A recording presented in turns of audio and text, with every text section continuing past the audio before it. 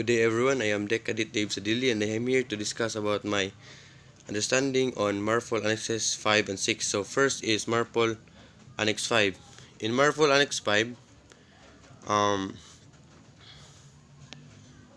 regulations for the prevention of pollution by garbage from ships are contained in Annex 5 of Marpol. Background of Marpol Annex 5. Garbage from ships can be just as deadly to marine life as oil or chemicals. The greatest danger comes from plastic, which can float for years.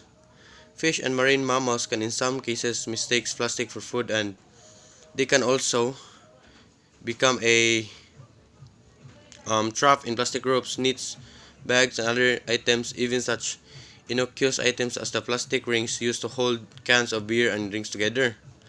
It is clear that a good ideal of the garbage washed up on beaches comes from people on shore, holiday makers who leave their rubbish on beach, fishermen who simply throw unwanted refuse over the side, or from towns and cities that dump rubbish into rivers or the sea.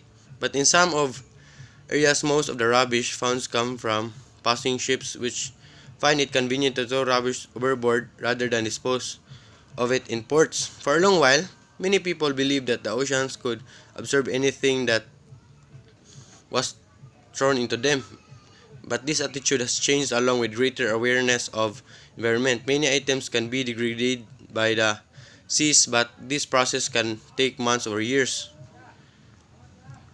Meanwhile, in the Marpol Annex 6, prevention of air pollution from ships, although air pollution from ships does not have the direct cause and effect associated with, for example, an oil spill incident, it causes a cumulative effect that contributes to the overall air quality problems encountered by populations in many areas, and it also affects the natural environment such as tough acid rain.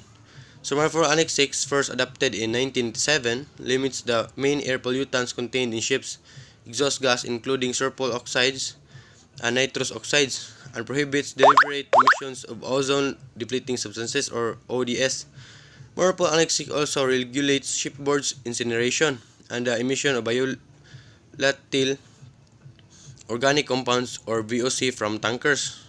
So following entry into force from Marpol Annex 6 on May 19, 2005, the Marine Environment Protection Committee or MEPC at its 53rd session agreed to revise Marpol Annex 6 with the aim of significantly strengthening the emission lights of technological improvements and implementation experience. As a result of 3 years examination, MEPC 58 adopted the revised Marpol Annex 6 and the associated NOx Technical Code 2008, which entered into force on July 1, 2010. So that would be all, and thank you.